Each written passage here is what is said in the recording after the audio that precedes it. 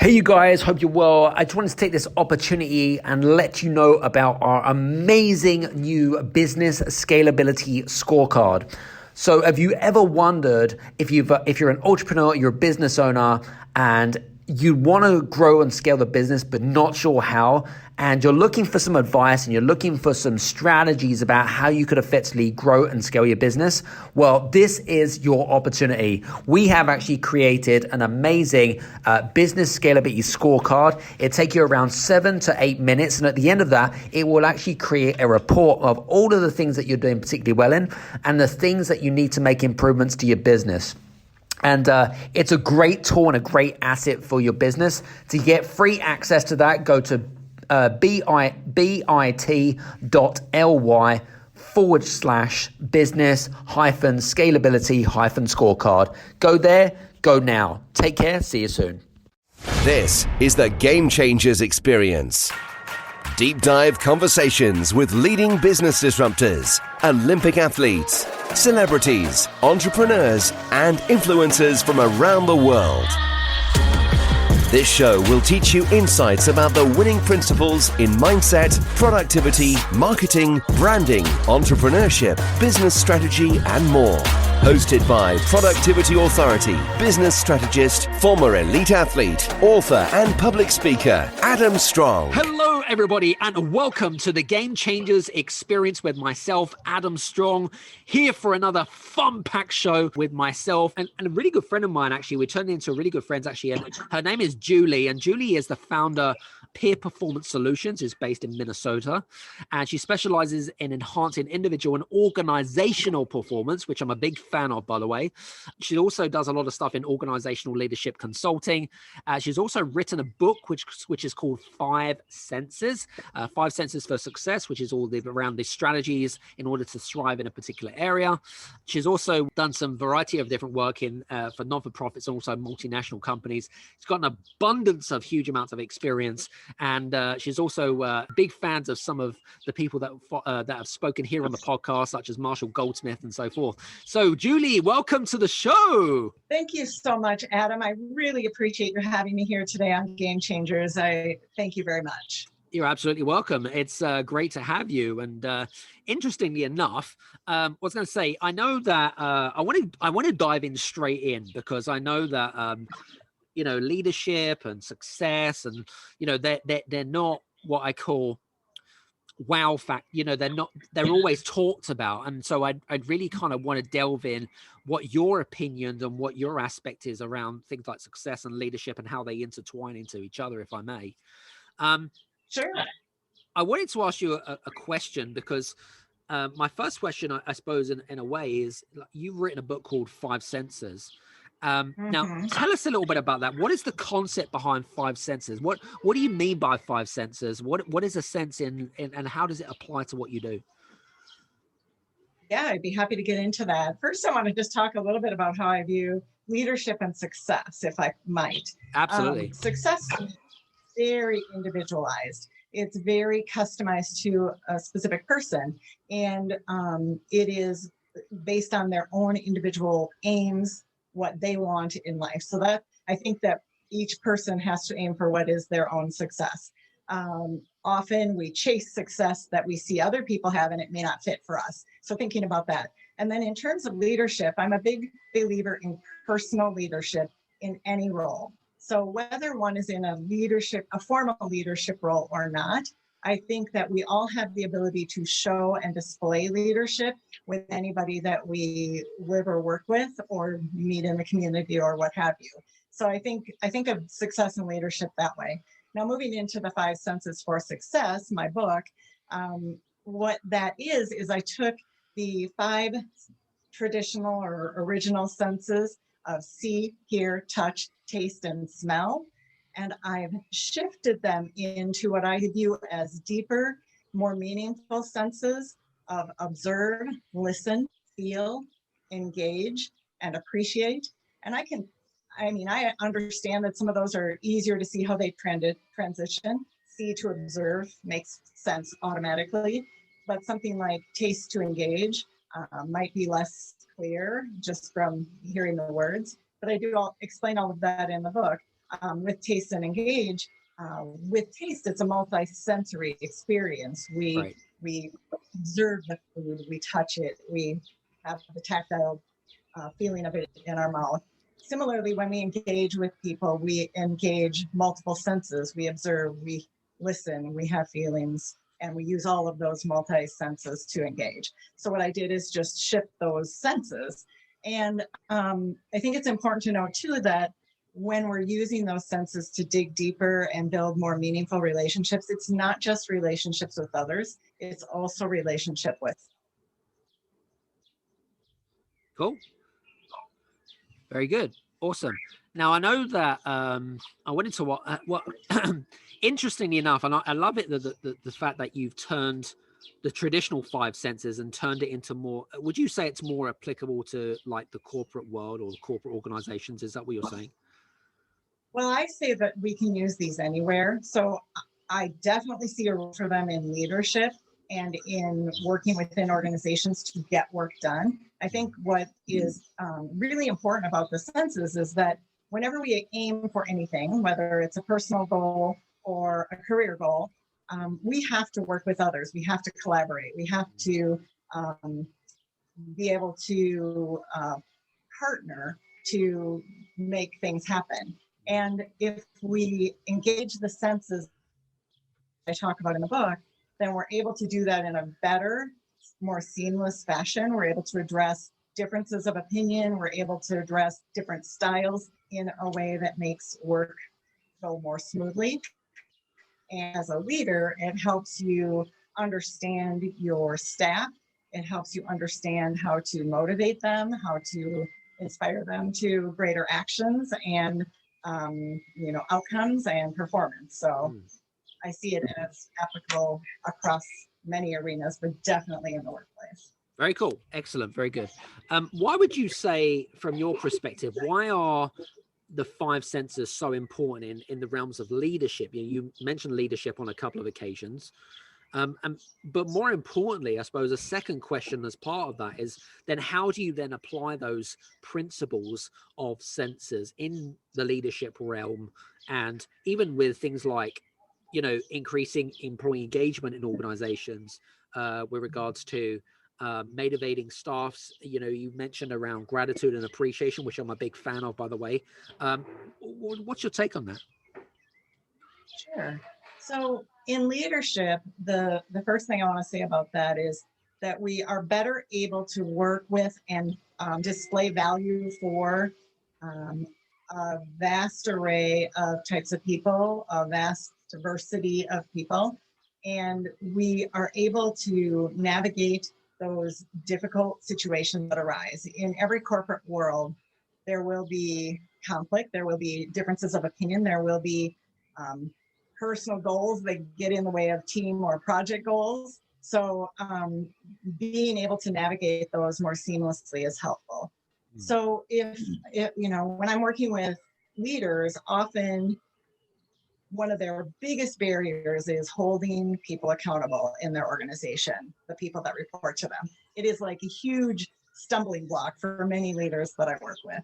And so in employing the five senses, we're able to help them build relationships in a different way, listen deeper, be present more. I think too often leaders are, and all of us in any kind of conversation, but specific to leaders are thinking about the many pressures on them to make sure they're reaching departmental or divisional or whatever it is goals. And then how can they inspire the staff below them to help fulfill on those? And the pressure gets in the way of trying to build those relationships. So trying to get them to pause, do some self-reflecting, and then some different approaches to the way that they work with their staff. For instance, if we think of listening, which I think is a really, really key sense from my book, one of the things that we aren't always as humans when we're in conversation, whether it's one-on-one conversation, leader to staff, or it's a team group conversation, we aren't always present with the listening. So being present first and foremost. So not thinking about our grocery list or our sick child or whatever it may be, but that being present. And then one of the challenges is that when we start to feel our insides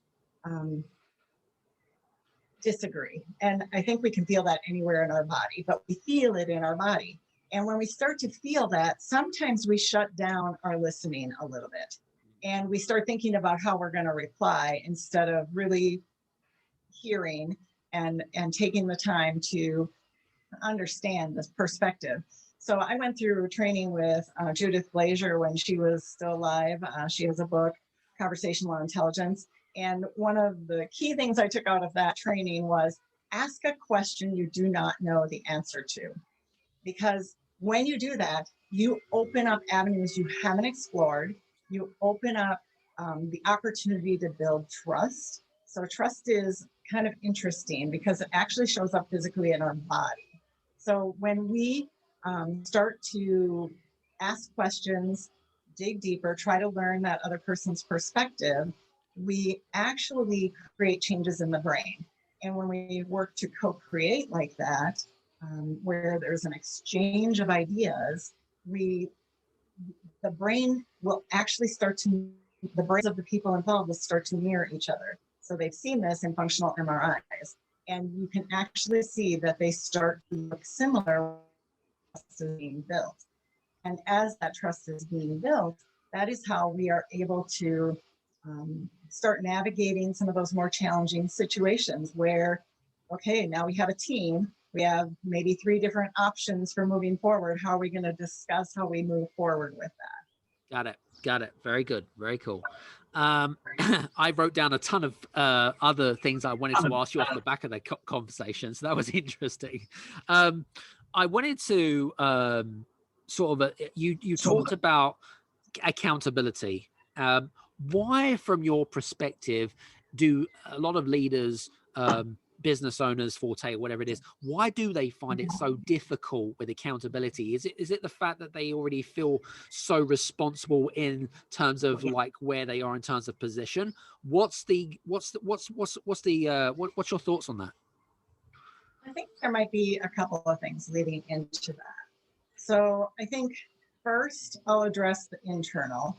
And oftentimes I come to understand as I'm coaching a leader or executive that there is a lack of confidence. So what happens often is as we grow up through a corporation or whatever organization we may work through, we keep getting more and more responsibility as we are showing performance that is good, right? Right. And as that more responsibility comes, not always are we fully equipped by the powers of that organization with how to handle or address that responsibility. And so there's sometimes a lack of confidence in what do I even do in this situation. Got it. That's key. And then on the external, let's be frank, the hardest part of leadership is having those accountability conversations. The fun part is hiring, training, rewarding. Those are all fun. But the hard part is the accountability conversation and helping inspire change in how somebody is performing. And so when that comes into play, I'm trying to look at both sides of that, the inside and the external. When working with that mix, if you aren't addressing the confidence elements, it is very difficult to have the hard conversations, right? Because if you don't feel confident in where you are, you might feel a little like a poser asking somebody to do something differently. And if you aren't feeling like you have the skills to have those challenging conversations, when likely conflict is going to have, most often employees that are having, an accountability conversation coming their way, they aren't saying, welcome, come on in. I'd be happy to have that conversation.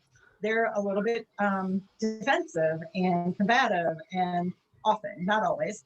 And so if you don't feel like you have the skills to navigate that conversation in a way that will help both the leader and the employee, then that can come into play as well. So not only that, but I work with them to give them the specific kind of phraseology and things that you can use to help them. And I always like to come at it with the idea of, if somebody is not performing in a role, it's probably because that role is not the right fit for them. True. So how can I help them when I've been a leader in organizations? How can I help them to find what is right, to alter this as may be needed as much as possible within the organization construct, and help them succeed the way they really want to, inside of them succeed. So Very cool. I always come at it with that framework. Very cool. Very good.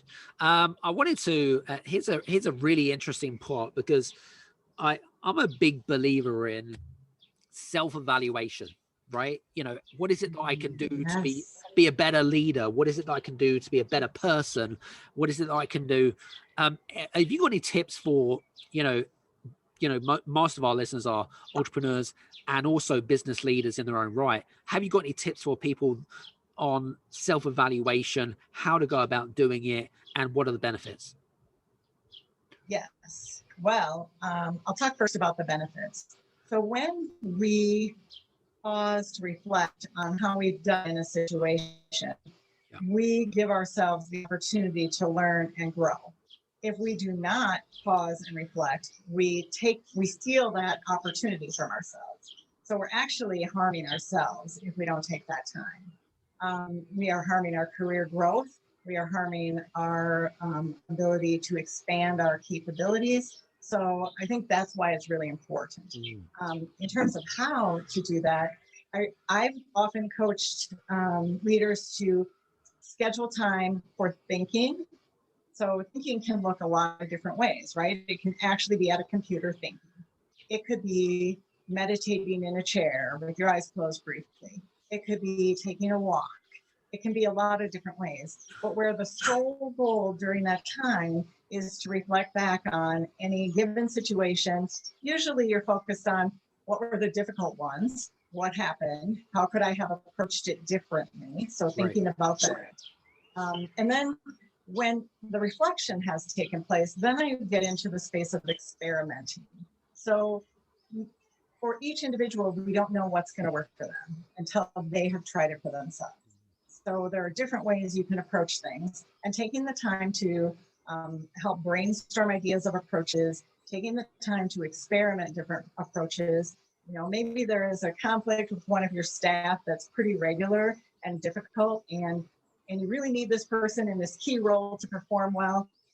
So trying to figure out what is the right approach for this person that's going to help this person succeed.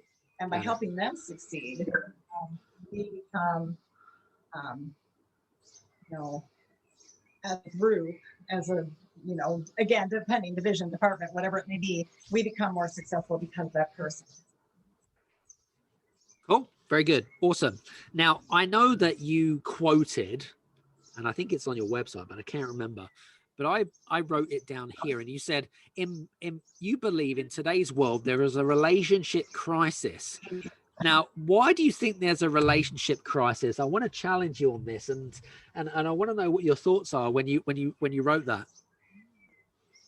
So I observe, using one of my words, I observe that in society, I live in the US, but it expands a lot of places across the globe, that too often are leaders in society, and that can be governmental leaders, that can be corporate leaders, that can be leaders in nonprofit realms, whatever those leaders are, aren't displaying what I would think of as good leadership and relationships, because they are shutting down conversations, and ideas and innovation. I mean, all of these things we want to happen to continue to grow in society, in work, whatever it may be, that shut things down.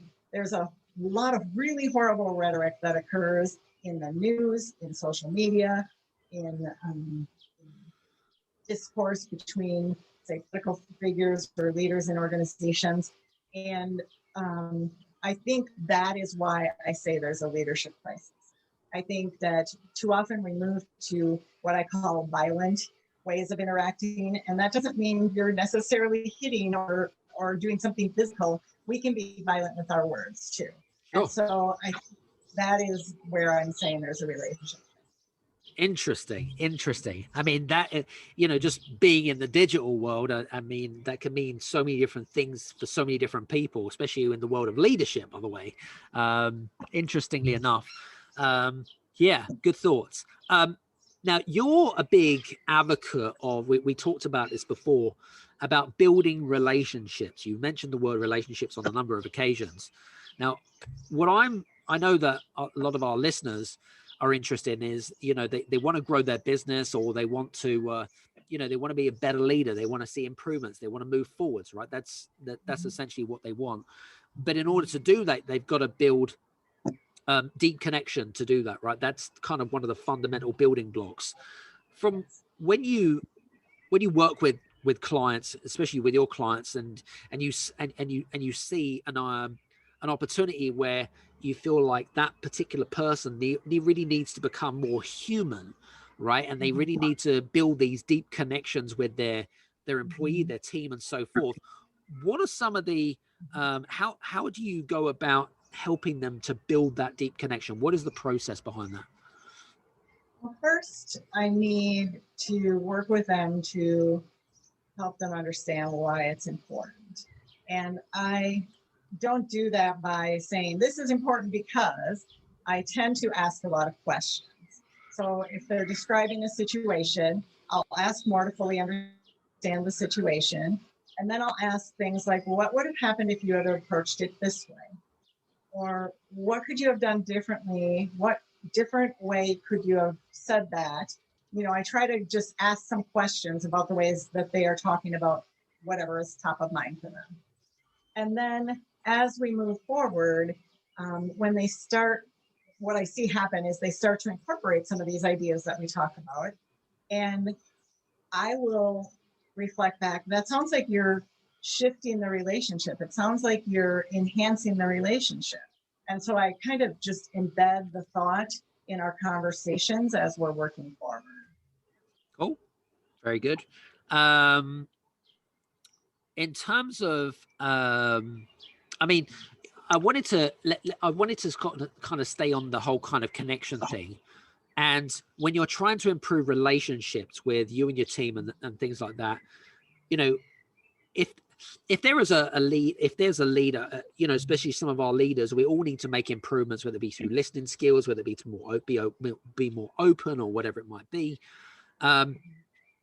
If someone is not what I call a people's person, right? Now, all leaders should be people's persons, but not everyone is, right? Whether it be an introvert, an extrovert, whether it be an engineer, whatever. Yes.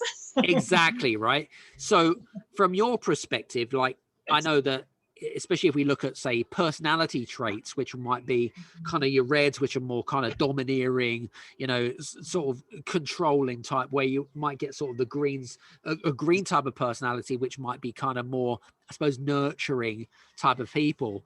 How does each, say, individual leaders in particular, what's your thoughts about, the first stages of, if people aren't those that type of people that like to, or the types of leaders that aren't what they call people's person, what tips and strategies do you have for those types of leaders?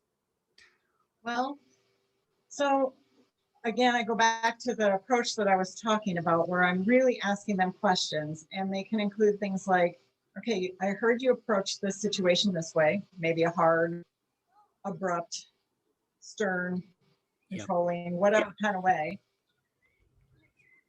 What did you observe as the reaction from the team? Good question. I ask these kinds of questions, and then they probably don't know at that time. And then I'll say something like, what if next time you're having a conversation like that, you pay attention to how they're reacting and see what happens? And then it's kind of a process, right? And then they come back with some observations. And then what if you approached it in a different manner? What are some other manners that you want to approach it in?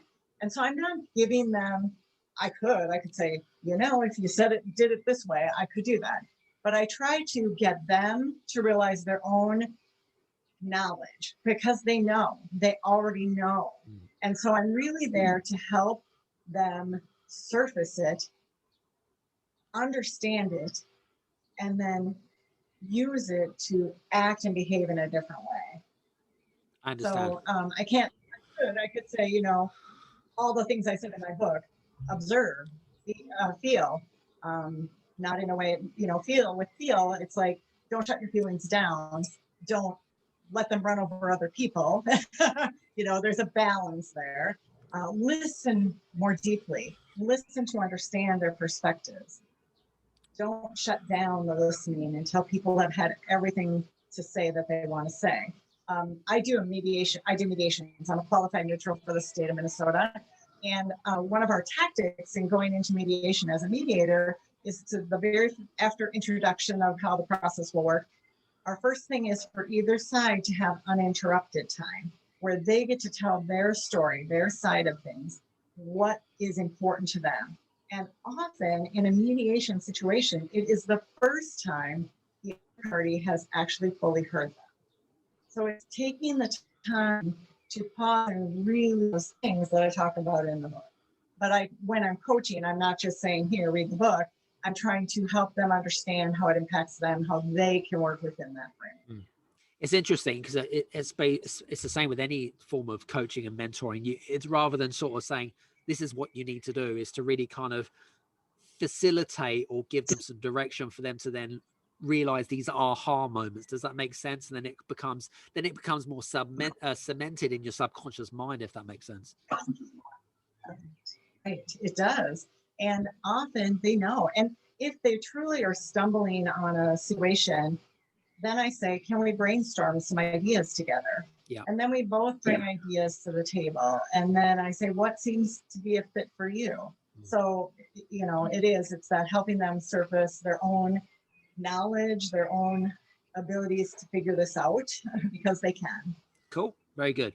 Now, in your now, how does your not just 5 senses, but your book methodology, which is essentially the 5 senses which you're talking about, how does that compare to some of the other principles of success that might be out there? How does it compare to what's out there in the market with regards to in the world of leadership and being a better leader, and also sort of being a bit better person? How does it compare to other methodologies? Yeah, I mean, there are different books that talk about the steps to being more successful or being a better leader. There are books that tout specific principles like love or what have you. I really think this is unique in that it is very relational focused, but relational elements are critical to our success. Yeah. So these are so important in how we lead, in how we live, in how we learn, in how we impact this world and what we contribute. Very cool. The other thing I wrote down here actually as well, which I suppose is, again, more around the world of leadership as well, which is all around ego, right? and I have a lot of these conversations, Julie, in Clubhouse, right? And the fact that one of the things that I really detest and hate so much is when you get a business leader or someone that puts their own agenda on somebody else. Does that make sense? It does. Any tips for those egotistical leaders of how to be a better person? Yeah, so I think that we have to separate a couple things. So ego, for the sake of ego, is one thing. And being able to lead a charge of some sort, whether it's a division or a specific project or whatever it may be, there is a little bit of ego in that, a little bit. But when I say a little bit, it needs to be a little bit. Because, and that I would actually rename that side of it as more confidence instead of ego. Even when I think the word ego goes wrong and where that whole concept goes wrong is when there is a leader who is truly focused on their own aims and their own career and their own success, whatever that means to them, monetary title, whatever. Yep. Without care for how they're impacting others or clients or whatever. To me, that is not a good leader. I'm a strong proponent, and actually my next book will be on this concept that I'm starting to outline right now. I'm a big proponent of what I call purposeful leadership. Purposeful leadership to me is both intentional, which purposeful can be, but also filled with purpose. And part of that purpose is how do we positively contribute to the world? When I'm leading a team, I don't want to be the leader who is negatively impacting everybody around me. Yet I'm getting great success because I'm putting so much negative pressure on them. They're scared of me and they're just doing it to not get me mad or something. You know, I don't want to be that leader. I don't want to realize success while harming people. And so that's what I think of when I think of that ego. Very good. Very good. It's interesting. I'm a big fan of the whole kind of purposeful leadership type of stuff because it's something that we teach our clients ourselves because, you know, people are you'll know this from being working in the realms of leadership. You know, people aren't motivated by money. You know, people are motivated by, you know, the bigger picture, especially if we look at millennials and sort of the younger generation. They're not motivated by money. They're motivated with the higher cause. Does that make sense? Yes, absolutely. It makes sense. And you do see kind of growing in importance in the younger generations. You're right. I think it's so important. And I think traditional old school management didn't always think of it that way. And that's too bad. But I think we've learned over time that old school way of managing hardcore, just get it done kind of thought process isn't the way to really motivate, inspire, and actually accomplish. When you do this the way where you are positively impacting people, you actually have more success in the end. Yeah. Than you would if you did it the other way. Very cool. Now, I know we're coming towards the end of the interview, but just in sort of the last minute, have you got any final thoughts at the end of while we're summing up? Yes, I do. So one of the things that I kind of finish in my book with is I really want to end with the idea of hope. So I share in my book some situations where I did not handle things well at all. And I'm open about that because I want people to understand that even if they've done some of these things in the exact opposite way, though when I'm suggesting they try in the 5 senses, that we still can shift, we still can learn, we can still practice these things, we can still have hope. I, realize these senses because I've learned them throughout my career and my life, and I still don't practice them perfectly. I still today make mistakes. I still then reflect afterwards how I could have done it better. It's that sense of hope that no matter where you've been, what you've experienced, what you've done, you can shift it and improve it and have a better impact on those around you while building your own success simultaneously. Love it. Very good. That's a great summary. And I think you hit the nail on the head there. I'm a big believer is that the more that you help someone, add value to them, serve them, and give them the results, help them to accomplish what they want to accomplish, the universe will reward you in due kind.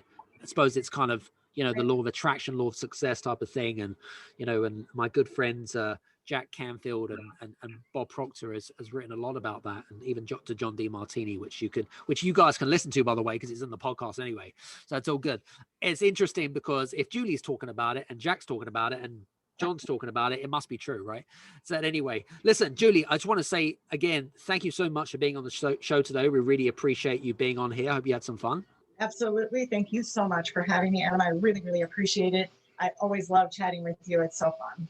Very cool. And guys, if you have any questions or you'd like to reach out to Juli Geske-Peer, then do me a favor, click on some of the links below. You can click on her social media links below and just reach out to her. And when you do reach out to her, do mention the podcast, because then she'll know, oh, okay, well, I'll put 2 and 2 together, and then she'll know exactly where you come from. So without further ado, hope you've enjoyed today's show. And from me and Juli, we'll see you back in and again on the next Game Changers Experience. Take care. And see you soon. Hey, you guys, I just want to say thank you so much for listening in to this episode of the Game Changers Experience. I hope that you got some amazing value, some great insights, and golden nuggets that you can implement into your business straight away. I would really, really appreciate it if you could leave a 5-star review on the button below. Have a fantastic day, and we'll see you on the next episode. Take care.